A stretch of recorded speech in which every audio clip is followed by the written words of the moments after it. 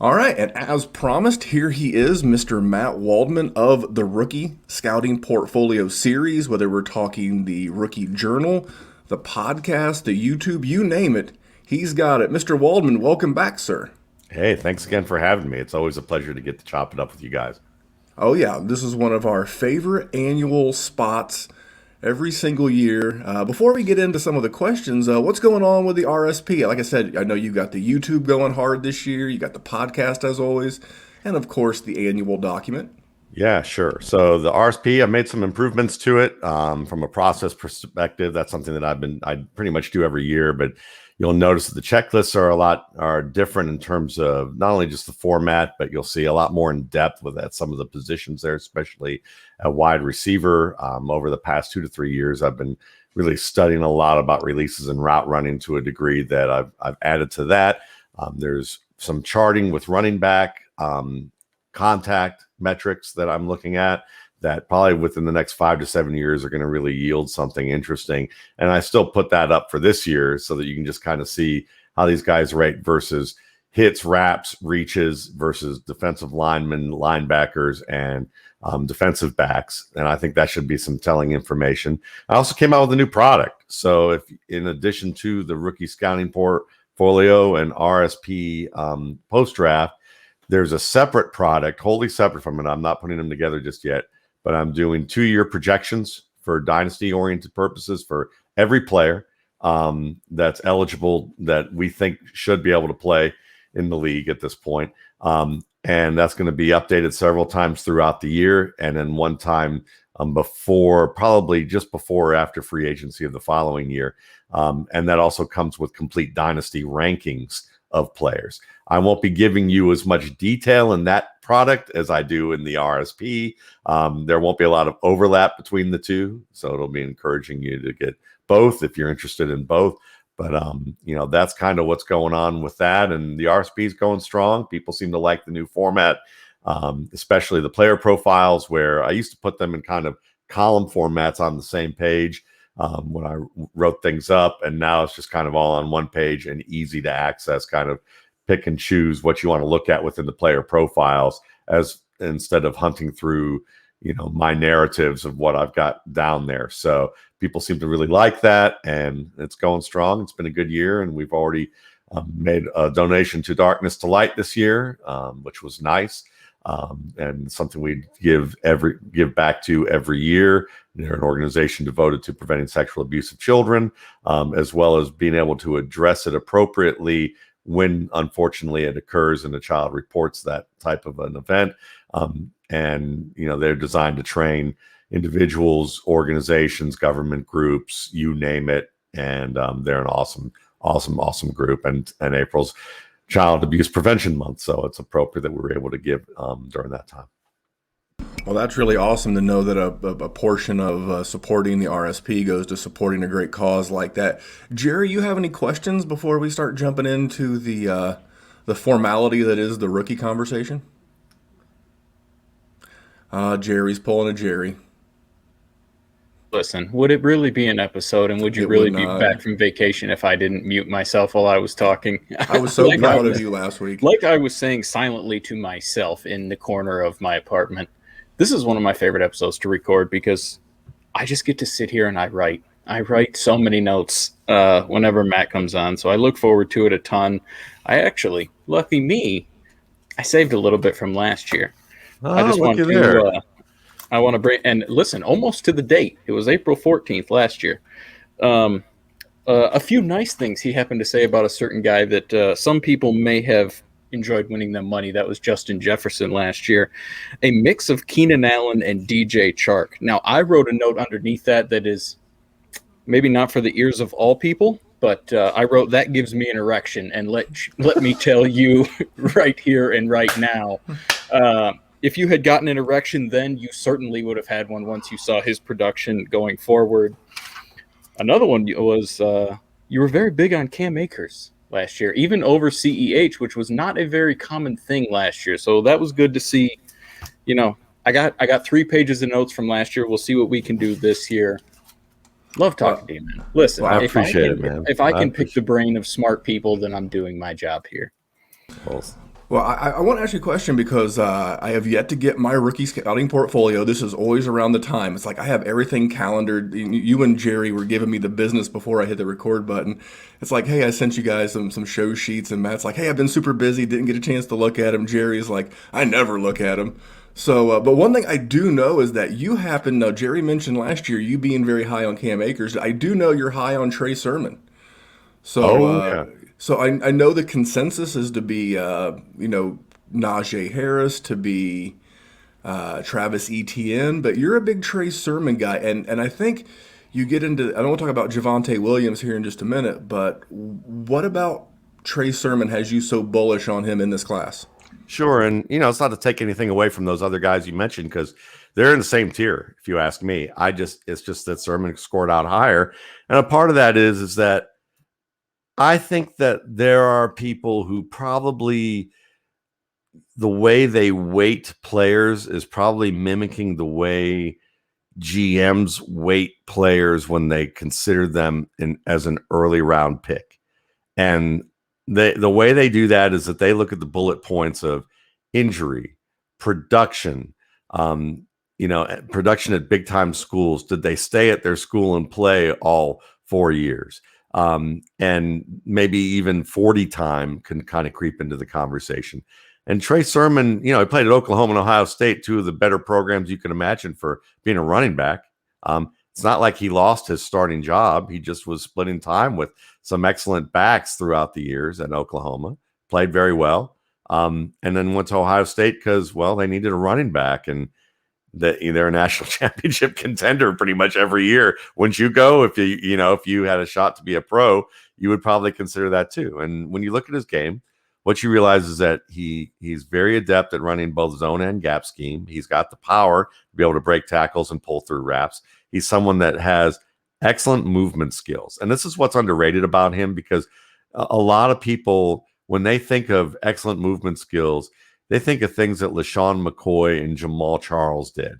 And so then they translate that to guys who may have the movement skills of that, but not the wisdom of how to use it. So like Anthony McFarland is a good example of a guy last year with lots of great movement skills, but no clue how to use them in the context of what makes them a good NFL player, at least not yet. Kenyon Drake was a good example of that for a couple of years at Miami, where he'd actually tackle himself by basically running into the backside of a player and knocking himself down because he wasn't efficient with his footwork. Marlon Mack had to learn. And you know who he learned from? The guy that most fantasy people hate nowadays at the running back position, which is the old man Frank Gore, who wherever he seems to go, you see hyper efficiency with his footwork and knowing how to make the most of that. So I would just say, if you want to learn more about that, go to mattwaldmanrsp.com and look up the article, What Would Frank Gore Do? And you'll see an interesting contrast between a highly dynamic play. But Trey Sermon has that. He has the dynamic cuts, but he can also be ultra efficient with how he uses them or use very efficient movements. And one of those types of movement styles that you don't normally see with a lot of backs, but Dalvin Cook is great at it, is called curvy linear movement. And that's something a term that I have stolen from Sean Miska, who's a movement specialist who works with pass rushers in the NFL. Last guy I remember I see him working with, and I'm sure he's worked with other guys, is Everson Griffith. And it's the ability to bend around a corner or around an obstacle, kind of like a motorcycle taking a hairpin turn without losing much speed. And he has an excellent skill of being able to do that. He catches the ball better than people realize. And when you add that all up, the whole issue is that he just didn't have amazing production.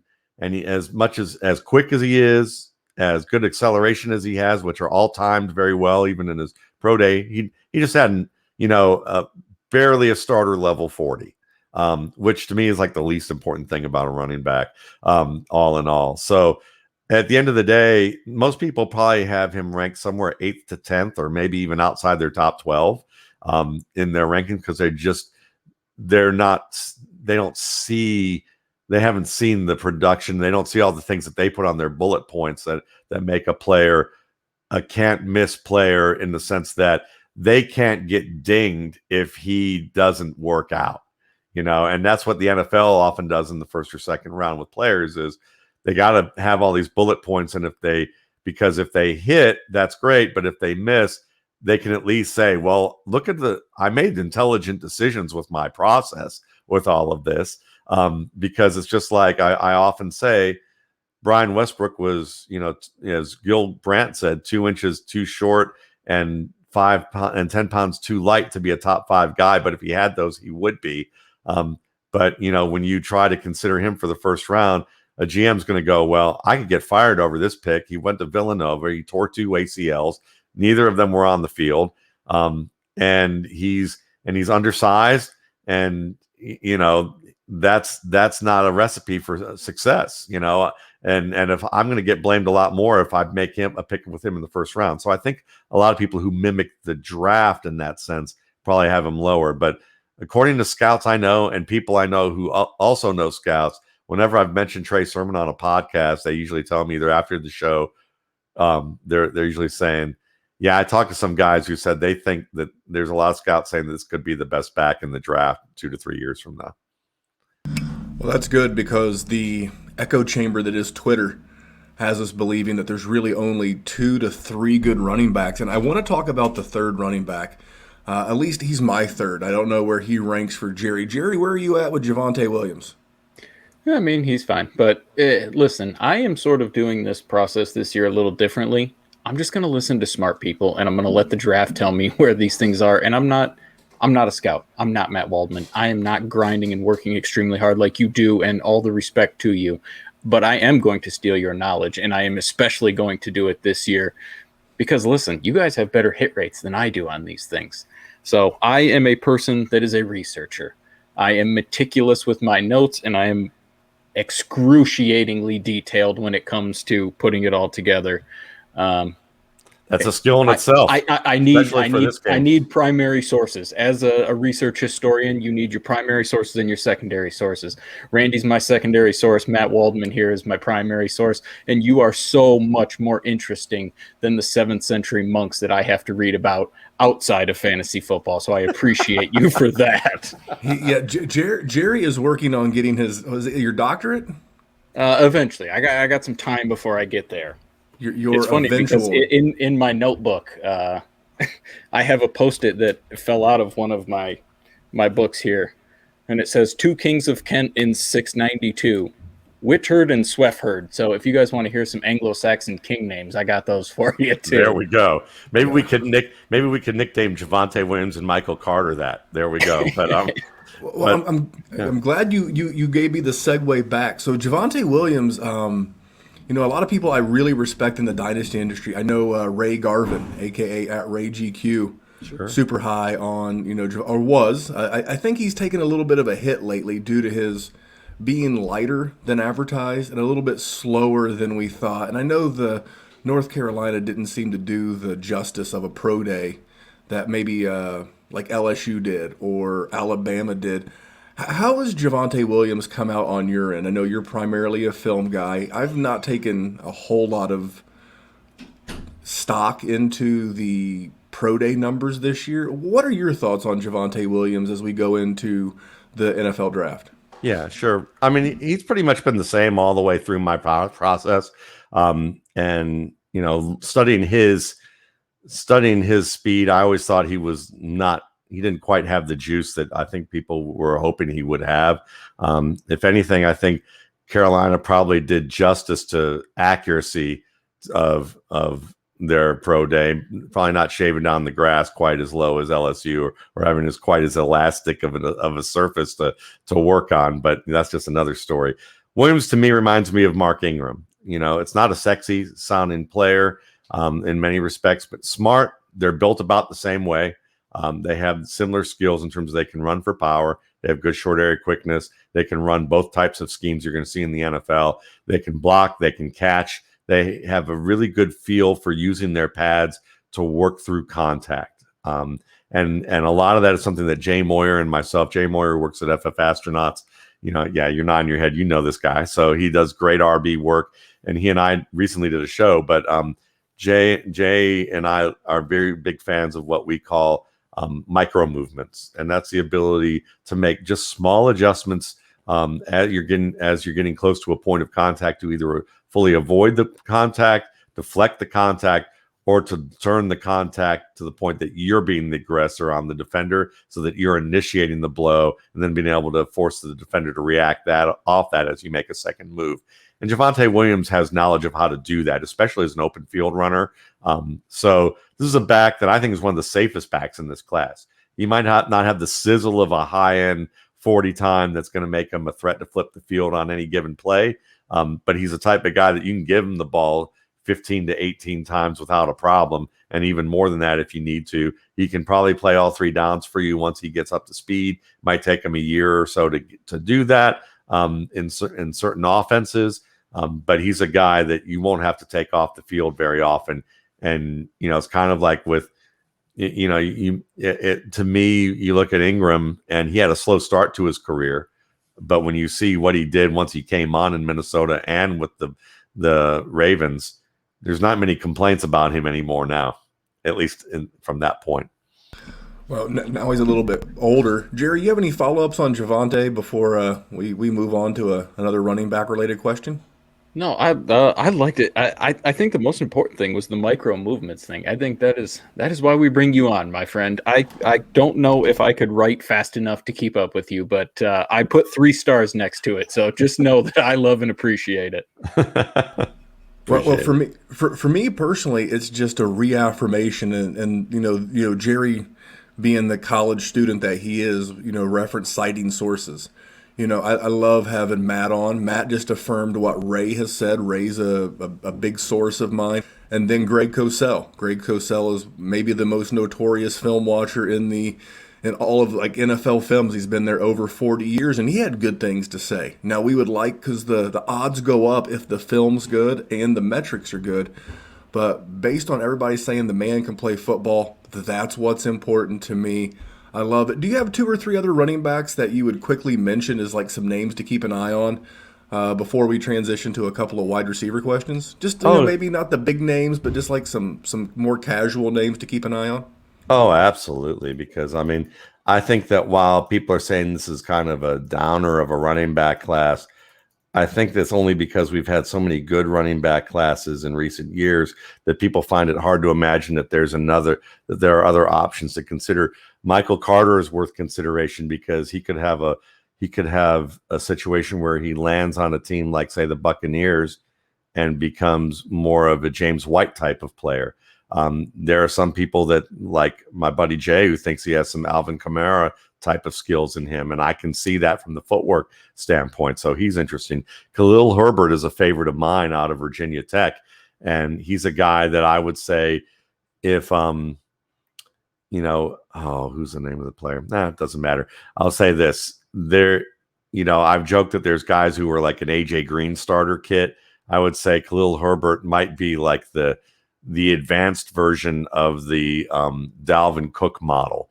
He's someone that he's almost fully finished to be on that level. They're about the same size, similar speed. They have that curvy linear movement, but Hill can also make hard cuts that Dalvin Cook doesn't make. And he's a good after contact player. After that, I would say Ramondre Stevenson, while a lot of people think he's kind of a slug in terms of how he moves. And when people say LeGarrette Blount, I always laugh because all I know is that when you're a kick returner for the New England Patriots and you get big gains, you can't be that slow. And I think some people have really done an injustice to what LeGarrette Blount's game has often been during his career.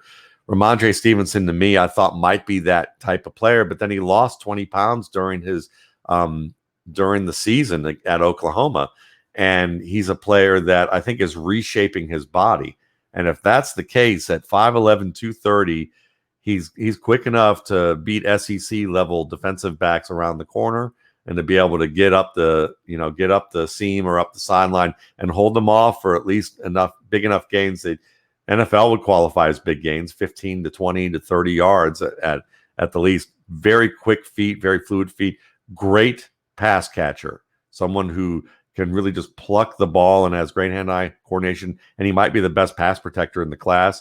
And as swift and fleet-footed as he is, he understands he's a big back. He will run you over in short yardage, and I'm not just talking defensive backs like Clyde Edwards-Helaire, and people were saying he was powerful because he bullied guys his own size or smaller. I'm talking about defensive linemen this guy will take on and push them back one-on-one with head-on collisions. And that's saying something. I think this guy, if he reshapes his body the way people think he could, or the way he's working on it, he might have a little more quick twitch muscle. And if that happens, you might be looking at a Le'Veon Bell type of player who shows, a little more athletic ability once they get into the NFL. But those are guys that come to mind right away. Well, I'll give. Do you have a guy that is sort of, I don't know, getting a lot of hype and you just don't see it? Yeah. I would say Kenneth Gainwell. Kenneth Gainwell, to me, I wanted to see it. I was hoping he'd be the next Tiki Barber or Alvin Kamara because he can catch the ball. He's a smart runner, but he has no initial burst. His acceleration, he ran a 4.42 20 shuttle, which is not all that, a 4.46 20 shuttle, which is not all that great. And then he had a 7.263 cone, which is pretty slow. So the short area change of direction and the acceleration are slower than you would think for a player who's 195. If you're like 215, that's not bad. That's okay. But 195 and you're supposed to, play to a certain level of quickness, and you didn't add weight and you were off all year and you gained 4 pounds and you don't have the quick twitch muscle, I start thinking he's more Ronnie Hillman-like. Maybe he won't be able to grow. Maybe he will. If he grows and adds quick twitch muscle, he could really be something. But I'm a little worried about that. And then I'd say Chuba Hubbard. I mean, he's going to be decent in an outside zone system if they eventually, and a gap system he could be good at. But I think he's a little more Tevin Coleman-like as a player, and I've never been a huge fan of Tevin Coleman's game. Like decent, but never like the hype that a lot of people were ascribing to him. It sounds like Chuba might be good in a. We always want to give it the Shanahan. We label everything the Shanahan running scheme, but when I hear Tevin Coleman, he might be someone the Jets look at. Mike LaFleur, the new OC in New York, is going to bring that Shanahan via Sean McVay system, and I know they brought in Tevin Coleman. That feels like that would be a nice comp. Real quick, before we jump into some questions about Elijah Moore, a wide receiver that I'm really fascinated with. What are your thoughts? I don't remember quite top of my head with LaMichael Pirine. Now, he's a year 2 back, but he's a guy that just feels like, I don't know, does he fit the McVay / LaFleur offense there in New York with soon-to-be Zach Wilson as the QB? He does, but he fits pretty much every offense in the way that he is, which is a first-tier backup who you can put in for a certain number of carries and give you what he needs to give you in terms of what's blocked, and maybe a little more on occasion. But he's the type of guy that NFL draft, the NFL likes as a mid-round, late-round pick, but fantasy players are never going to get out of him what they think, that are going to get out of him a lot, because he's not a special player in any capacity. He can do everything competently, but I think he's going to have to show some major growth in ways that I just didn't see that happening for him to become anything more than just a number 2, number 3 back who has a career of 8 to 10 years because he's not used a ton, and he can stay healthy, and he'll have occasional games where people take him off the waiver wire, and they're hoping that, especially if someone gets hurt, then he might have that type of season. Think Chester Taylor, but not as good as Chester Taylor, if you remember him back in the day. I was getting ready to say CJ Ham. He's CJ Ham. He sounds like he's a butterscotch candy. Like, if you don't have any other candy, it's okay, and you could live with it, but nobody actually goes out and buys them. Tom Coughlin, maybe. They randomly show up. All right, well, shit. All right, well, I do want to talk about Elijah Moore. He's a guy like My guilty pleasure is when I have like time at lunch at work, like I'll read any mock draft, good or bad. The only mock drafts that I shut down are the ones that I get to the Colts as a Colts fan. I look at the Colts pick. If you give the Colts a first round wide receiver, I just, click out of your mock draft because have you not seen Chris Ballard operate for the last 2 years? He's taken a lineman or he's trading back. But I love mock drafts, and a name that I see moving up a bunch, and I continue to hear good things about him, is Elijah Moore. Guys like Mel Kiper, guys like Todd McShay, Daniel Jeremiah, they seem to be, smitten with this guy. And then you see the pro day numbers, and maybe the Ole Miss, maybe they're doing an Ohio State, and these guys are running a 38-yard 40 and calling it a 40. But what are your thoughts on Elijah Moore? Faster than we thought. Man, just for me, he just really pops when I watch him on film. And I agree with you. I think he really does too. Even if I'm one to believe that Ole Miss's numbers are probably just as suspect as any other SEC team's numbers when you look at it, and especially when you have Lane Kiffin saying that he compares to Steve Smith, because to me that's basically what that is marketing for recruiting.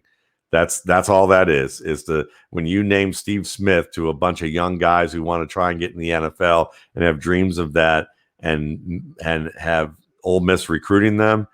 They want to, you want to link guys who are getting drafted and possibly going to get drafted high. If you're saying that he, as the head coach, that player of yours reminds you of Steve Smith, maybe he'll get drafted a little bit higher. Kind of like Duke saying that Daniel Jones was a Cutcliffe guy and him going really high, because he really didn't work with Cutcliffe on the level that the Manning brothers did, and that's according to some Duke people on the inside of the program. So, when you look at all of that notwithstanding, I like Elijah Moore a great deal. I think that he's a guy who can be an instant starter in this league.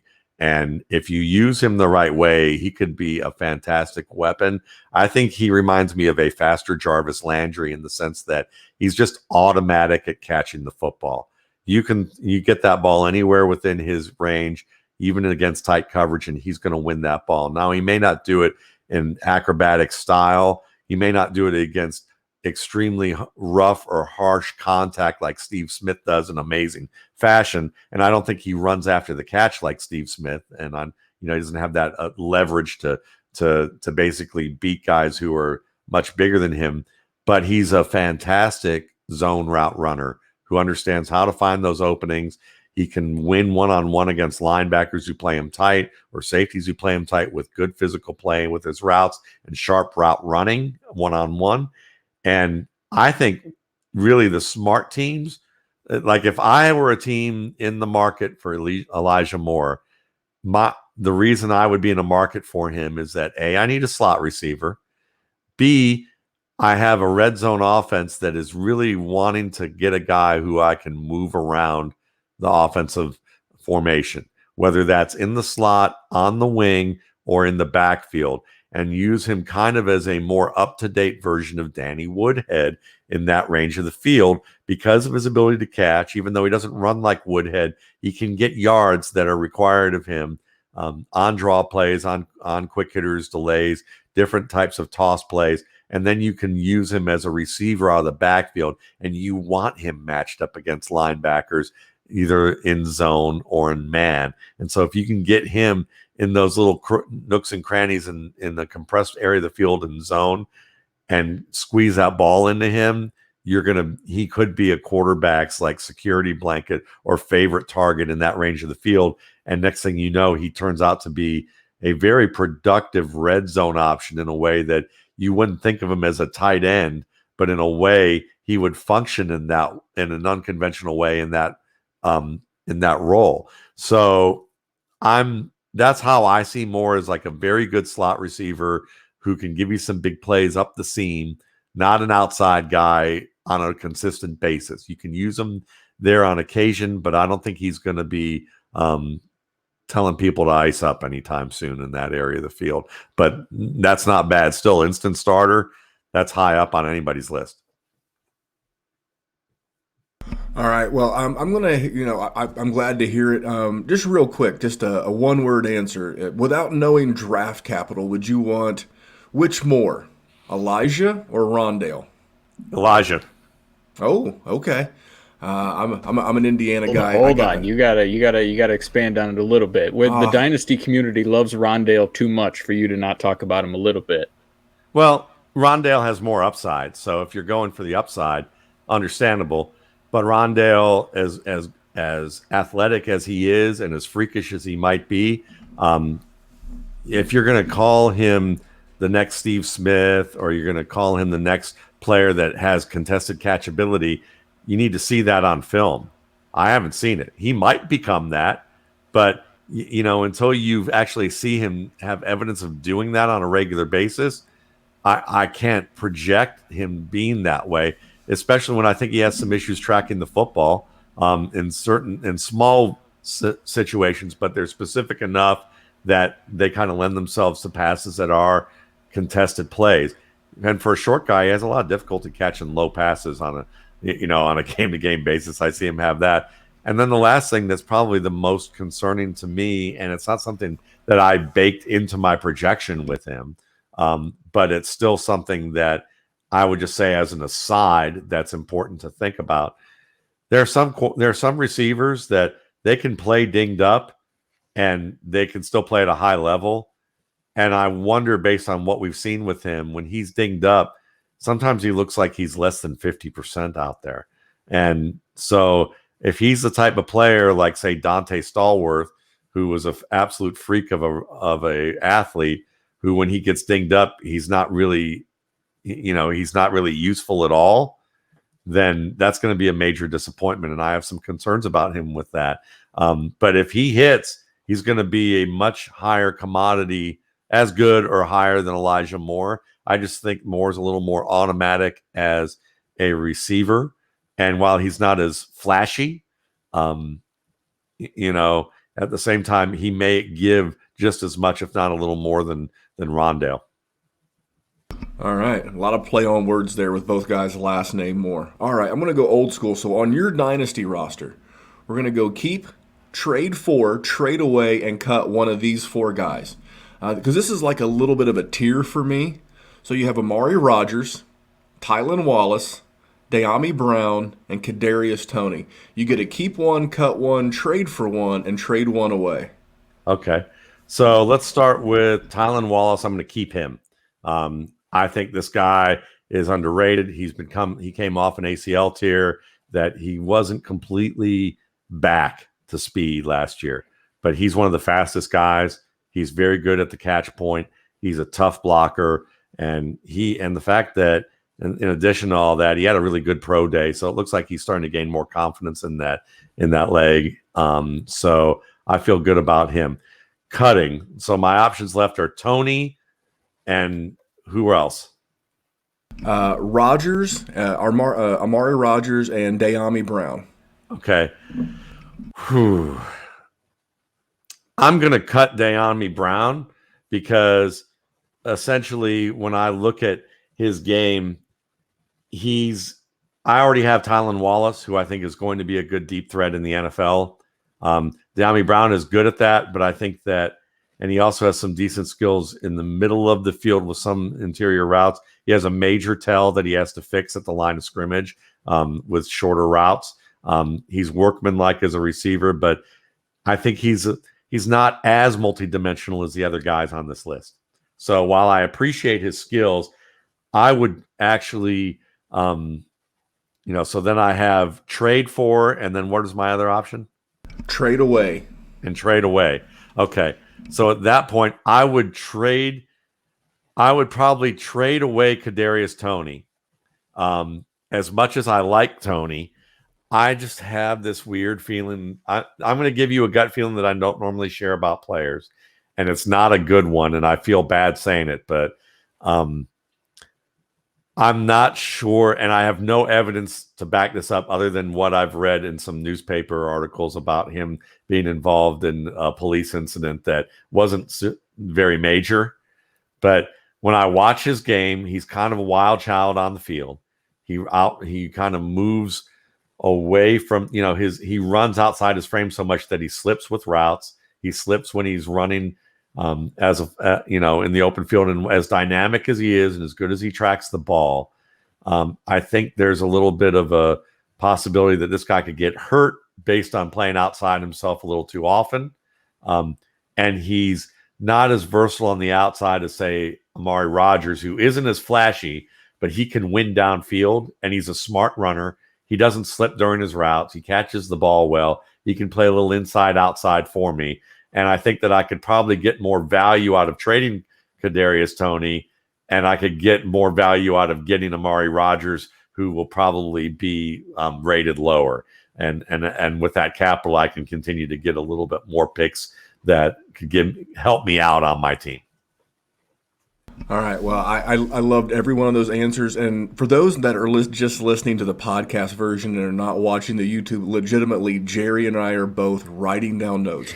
If you're watching on YouTube or the live stream on Twitter, I literally have a clipboard and a pencil. If you're watching, it's not entertaining because my head's down. I apologize. It's not. Yeah, but you didn't want to look at my face anyway. But this is the whole point. So in the past, when we've been fortunate to have some time with Matt, it's always great to get his input. But I want to kind of treat him tonight like a fellow Dynasty owner. He obviously knows these guys' skills. He obviously knows these guys' talents. But and you can get that through the RSP because you can read or see his work or listen to his work. But I want to kind of treat him as a fellow Dynasty gamer. And so here's one that's really tough. And I thought of this evil question as I was flying back from vacation. So in a tight end premium league, would you rather have Jamar Chase and Pat Freiermuth, or would you rather have Kyle Pitts and Elijah Moore? You can have one combination. But you can't have both. So on your personal tight end premium dynasty, so you can have the stud wide receiver. He's pondering, so I think it was I got him pondering. So it's Chase and Freiermuth, or it's Pitts and Elijah Moore. I'll say this is it's funny how the answers go, because if I was a football GM, just real football, I'd take Jamar Chase, Pat Freiermuth, and pretty much it, because I love Pat Freiermuth's blocking. He has kind of a Heath Miller kind of vibe as a pass catcher. You could use him with more versatility than people might expect. And I just love Jamar Chase's game. I think he's the top receiver in this class. But that said, I would have Elijah Pitts ranked as my number 3 wide receiver if that was all he was a wide receiver. And as a result of that, I would absolutely take Kyle Pitts and Elijah Moore from that PPR perspective, because I might luck out and my league might classify him as a tight end for a little while. And even if I don't, I still get two very good wide receivers. And I fear that Freiermuth could wind up on a team where he's not even a top 15 tight end, as good as he could be. All right, fair enough. Now, if I'm Kyle Pitts, I want the NFL to classify me as a wide receiver. And I think I'm glad that Matt... Oh, heck yeah. When you get that franchise tag, there's a big difference between getting top 5 money at the tight end position and getting top 5 money at the wide receiver position. I think it's probably, if I had to guess today, in the neighborhood of $6-7 million for a 1-year franchise tag. So that to be said, and then we mentioned briefly Amari Rogers. He's another guy who at his pro day was taking snaps out of the backfield. Now, I don't know that a team could go full-blown Antonio Gibson with Amari Rogers, but he certainly has the frame for it. He's about 5'9", 215, and I'm not a big body mass index guy, but that young man is very thick. So I'm going to end my questions. Jerry may have a couple at the end. My question, and we're not going to put you on the spot. We're not saying, Matt, tell us who's going to be this obscure out-of-nowhere guy who's going to be a top 5 running back as a rookie. But give us the next James Robinson, and by that, give us a small school name or two that, much like James Robinson, if the dominoes fall in his direction, could be very useful as soon as year 1. Oh, as soon as year 1. Okay. Well, at running back, all right. Let me look back at that real quick. Because I was thinking, oh, wait a minute, I have some wide receivers that are interesting from that perspective, maybe in 2 to 3 years. Share those too.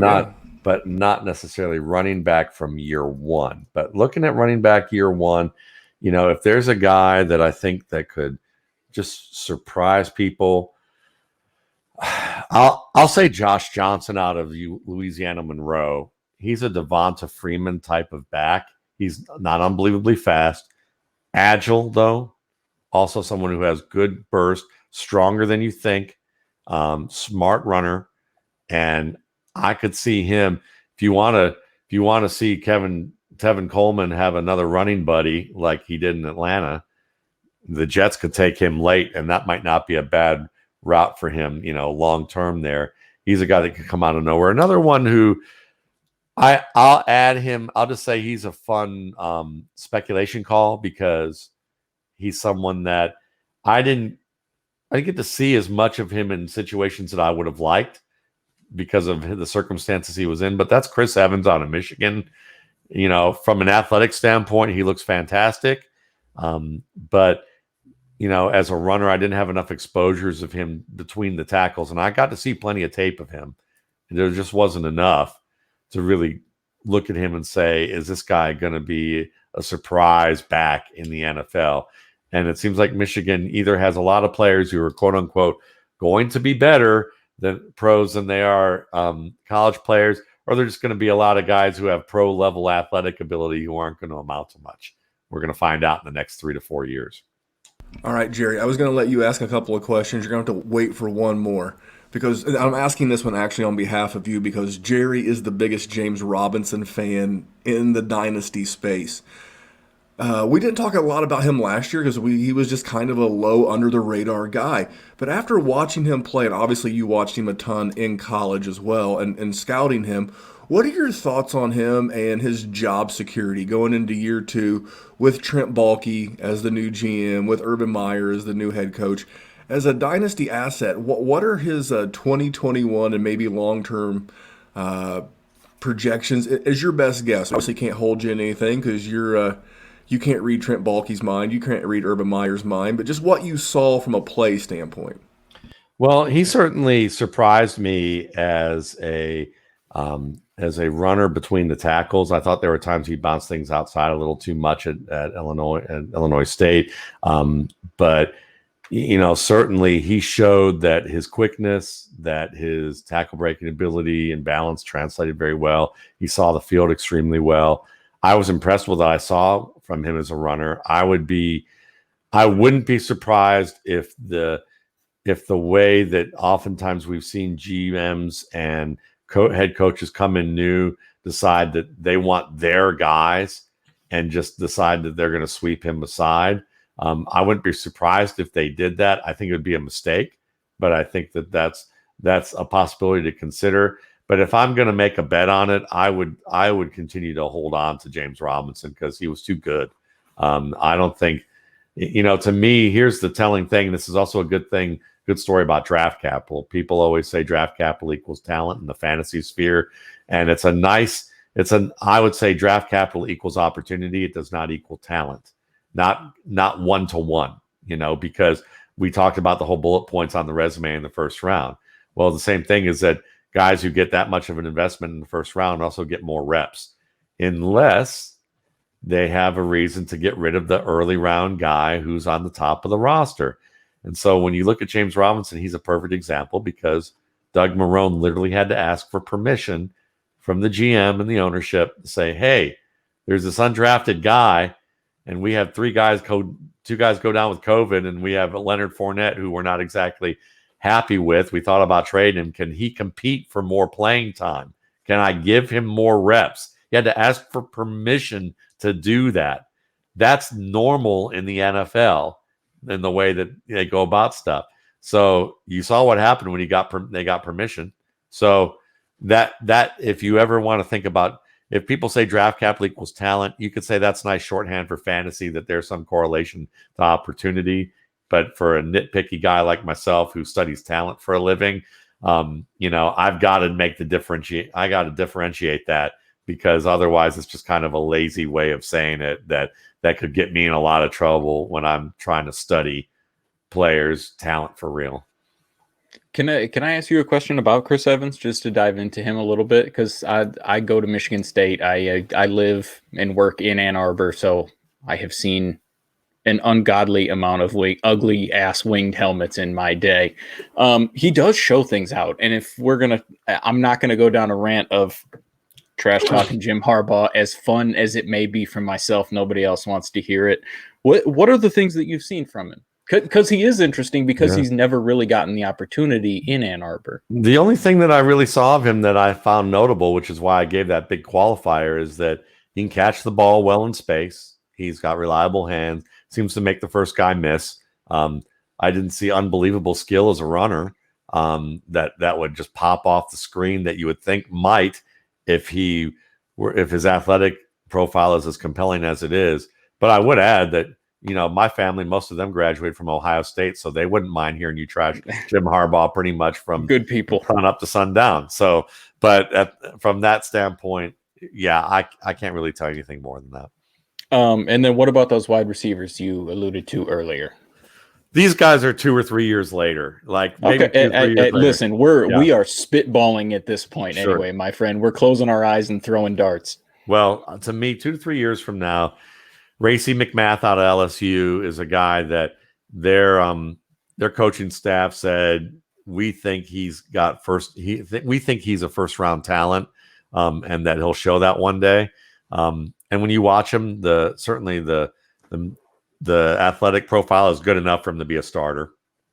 I like the skills that he has, but he just has to develop a little bit more with his routes and releases, develop more of a repertoire, complete the route tree a little bit more, and just be able to release from the line of scrimmage with more advanced skills. The guy I really like is Jacob Harris out of UCF. This guy, a lot of people thought might become a tight end, and they're still talking about him as possibly a tight end because of the fact that he had this amazing pro day. And when you look at him, he's 6'5", and maybe he's 220 by now, but he was 211 at one point. He was a walk-on soccer player at a soccer star, walked on to the team 2 to 3 years ago, never played football, played special teams, worked his way up behind Gabriel Davis and, Marlon Williams and a few other guys. And when you watch his tape, this is the thing. This is where you can say, here's where scouts get it. Like, I know Dane Brugler has written about him too, is that when you watch him play, you might, if you're just looking for athletic ability, it's not going to pop. He's going to look slow. He's going to look like he's trudging through stuff, especially when he's just running routes that are underneath routes or timing routes. But you may realize, oh, wait a minute, why is he making all these catches downfield? Behind safeties or behind cornerbacks or alongside them and winning the ball on a consistent basis. Well, it's because he does have athletic ability. It's just that when you're trying to learn how to run routes and get releases and read the defense right, you're going to play slower until that becomes ingrained in your game. And over the past 2 years of tape that I studied of him, you'd see moments where his game was improving and there'd be these flashes where you'd watch him run around and you go, wow, that guy has the athletic ability of a starter.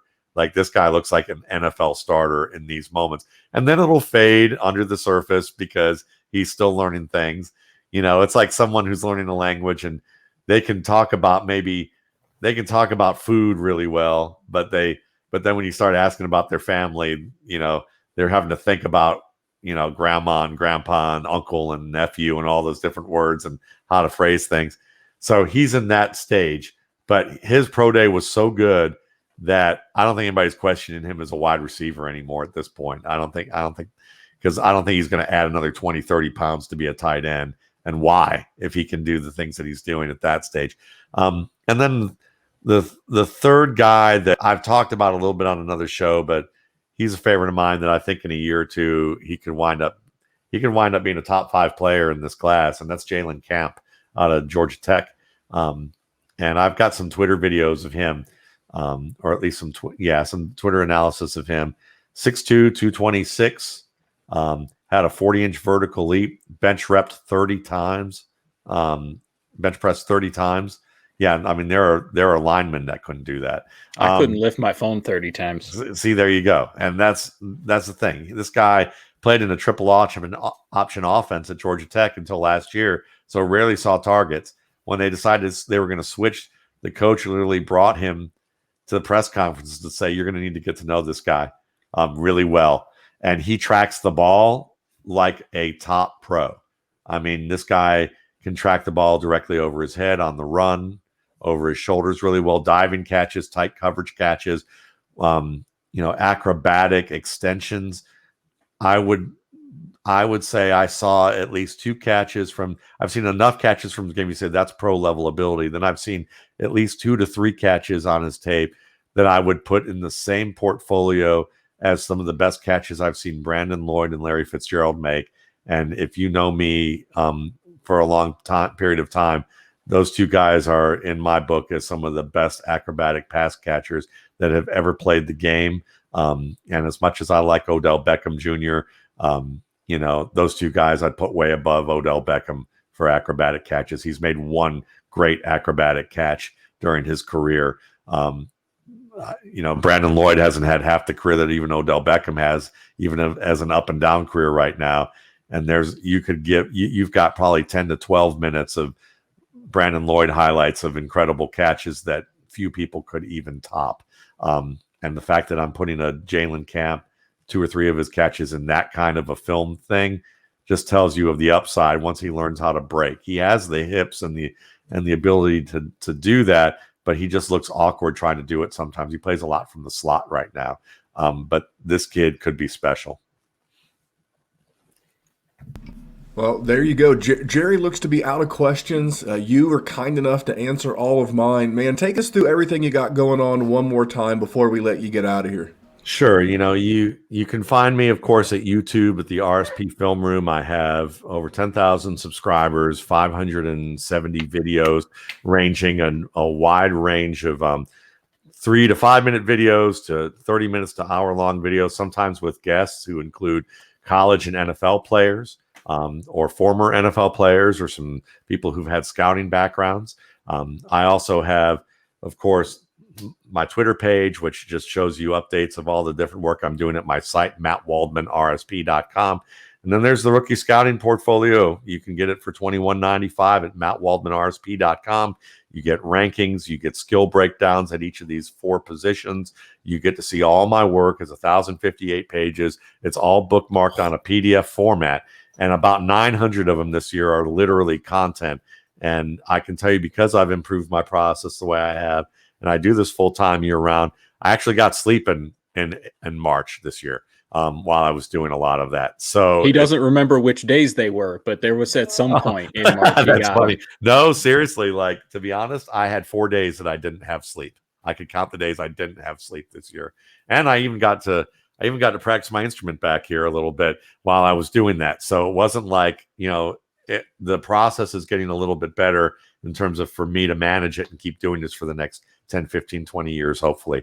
But it's you get that, you get a post draft, which rearranges based on fit, gives you a cheat sheet that gives you ADP data and what ADP thinks of the player, what I think of the player at post draft based on their fit, and a sweet spot of where you can draft him. So if I like Nick Chubb, who I always use as an example, more than Saquon Barkley, as great as Saquon Barkley is, and he gets drafted in the 2nd round to a lowly Cleveland Browns team that already have 2 running backs ahead of him that seem like they're going to be the starters, I can say, I don't care what people think. I still like Nick Chubb a lot, and I still think he's the best back in this class.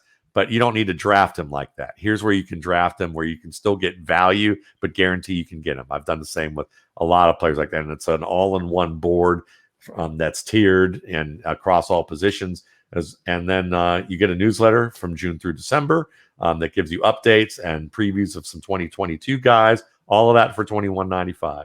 And if you like my work at Football Guys in terms of me being a fantasy writer, since I've been doing that since 2003, I guess I would say by demand, I've had people say we'd love to see rankings and full Dynasty rankings and projections out of you. I said, okay, fine. So I'm charging $24.95 for those. Those will be available in June.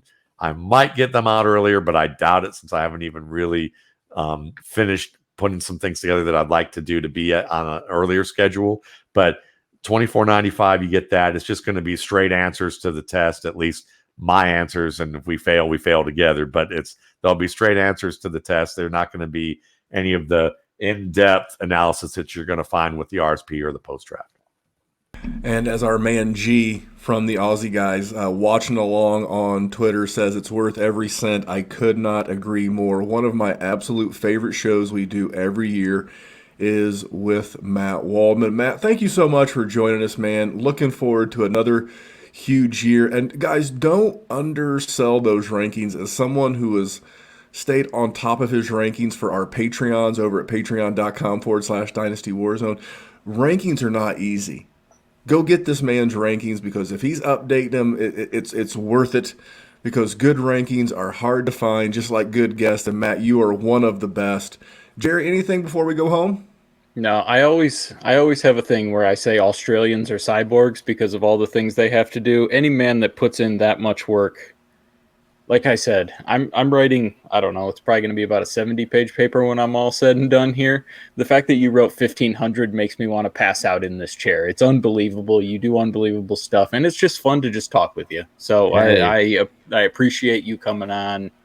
I appreciate every you guys time having me, and I thank you. It's always nice to be able to do this. It's a privilege to get a chance to be on you guys' show. And as I'll say to G, I'll thank him for correcting me on my wide receiver rankings. As when we did his show, he's hilarious. I love G. And he's just like a piece of work. Yeah, he's just like, oh, yeah, it's all these notes. And I love seeing him compare his notes. I think that's one of the greatest things that he does. But he's like, yep, so you got about 15 of these wrong here, and we just all start laughing, and so tell me about what I did wrong. So I always look forward to coming on the show for that. And he didn't even need to bribe me with Tim Tams this year, so that was good.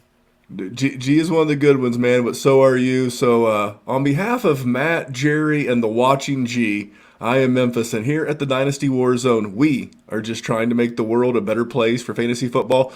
We'll see you back here real soon. Thanks for tuning in, everybody.